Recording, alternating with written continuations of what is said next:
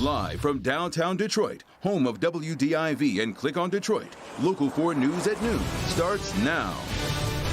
The Council on American Islamic Relations has just announced a civil rights action against the city of Ferndale. We'll tell you what they are alleging.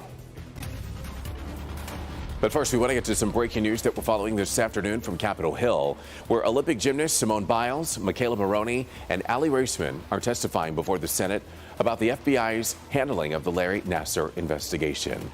And that tops our news here at noon. Thank you for joining us. I'm Evrod Kasimi. Not long before testimony started, we learned that one of the lead FBI agents accused of failing to properly investigate former USA Gymnastics Dr. Larry Nassar has been fired by the FBI. His name is Michael Langeman, and he was reportedly the agent who interviewed Olympic gymnast Michaela Maroney about her allegations of abuse by Nassar. His firing follows a Justice Department Inspector General report that criticized Langeman and his boss for failing to respond to allegations of sexual abuse with, quote, utmost seriousness and urgency. The report went on to say that both men lied to investigators about their actions and that they never even officially opened an investigation into Nassar. Maroney testified today about her experience reporting the abuse. After telling my entire story of abuse to the FBI in the summer of 2015, not only did the FBI not report my abuse, but when they eventually documented my report 17 months later, they made entirely false claims about what I said. After reading the Office of Inspector General's OIG report, I was shocked and deeply disappointed at this narrative they chose to fabricate. They chose to lie about what I said and protect a serial child molester rather than protect not only me, but countless others. Allie Raceman also testified today. Let's listen into what she had to say. The FBI failed to interview pertinent parties in a timely manner. It took over 14 months for the FBI to contact me, despite my many requests to be interviewed by them. My reports of abuse were not only buried by USAG, USOPC, but they were also mishandled by federal law enforcement officers who failed to follow their most basic duties. The FBI and others within both USAG and USOPC knew that Nassar molested children and did nothing to restrict his access. It was back in 2018 that Nassar pleaded guilty to criminal sexual conduct charges for abusing 10 of the more than 265 women and girls who have come forward to say that they were molested by him. He's currently serving up to 175 years in prison. That testimony is continuing on Capitol Hill right now, so we're going to keep you updated a little bit later right here on Local 4. New at noon. The Council on American Islamic Relations has just announced a civil rights action against the city of Ferndale. This comes after they say that a Muslim woman was forced to remove her Islamic headscarf or hijab for a booking photograph. Let's check in with Local 4's Larry Spruill. He joins us now live with more on what we're learning this afternoon. Larry? Good afternoon, Evrod. We are live at the Ferndale Police Department. Her attorneys claim that they are responsible for the unfair treatment of their client. Now, let's take a look at some of the video from the news conference earlier this morning. Now, they announced a civil rights action against the city and Ferndale Police Department. They claim their client was forced to remove her Muslim woman's Islamic headscarf for a booking photograph. The attorneys say she was pulled over by the Ferndale Police Department while driving in Detroit near 8 Mile Road.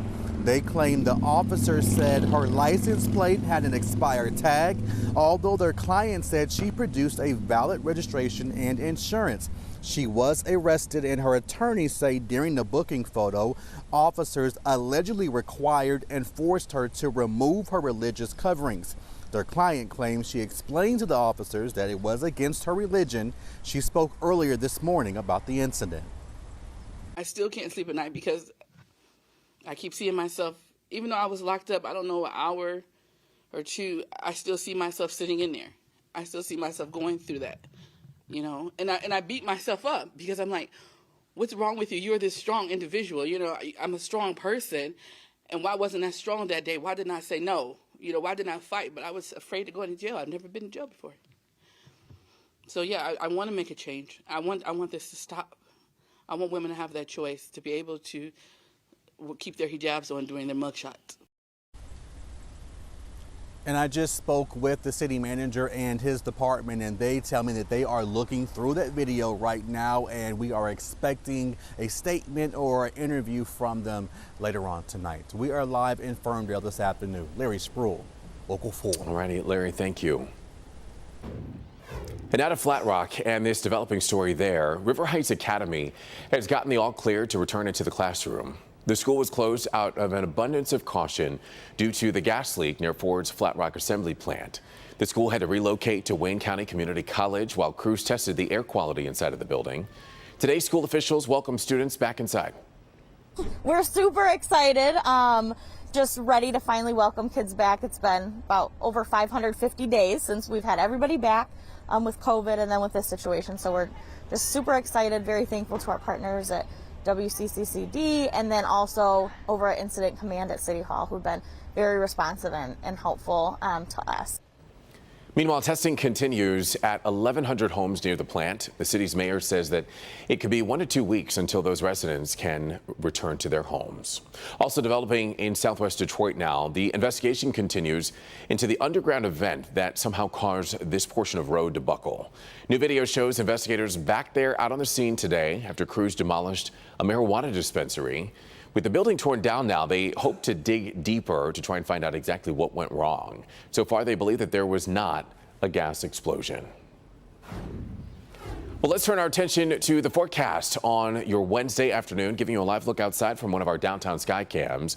Meteorologist Paul Gross in for Brandon for us, and 72 degrees, not bad. Yeah, it's a really nice day. If you don't like the heat and humidity, this is your kind of day. We have that little cloud deck. Some of it is just high, thin clouds. Some of it you can see some mid-level clouds there, and temperatures very comfortable. 71 in Detroit, 66 in Howell, 70 Port Huron, Adrian at 69.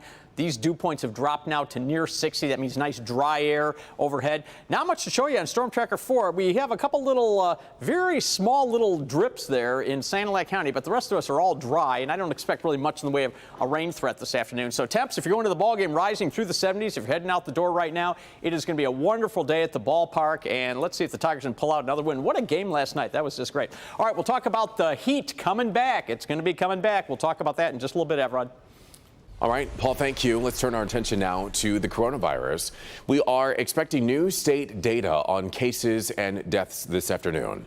Meanwhile, average daily cases and deaths from COVID-19 have spiked nationwide as hospitals around the country struggle to keep up. Here's the latest on what the federal government is doing in the way of treatment and prevention in the face of this desperate push for normalcy all across the country and New York City.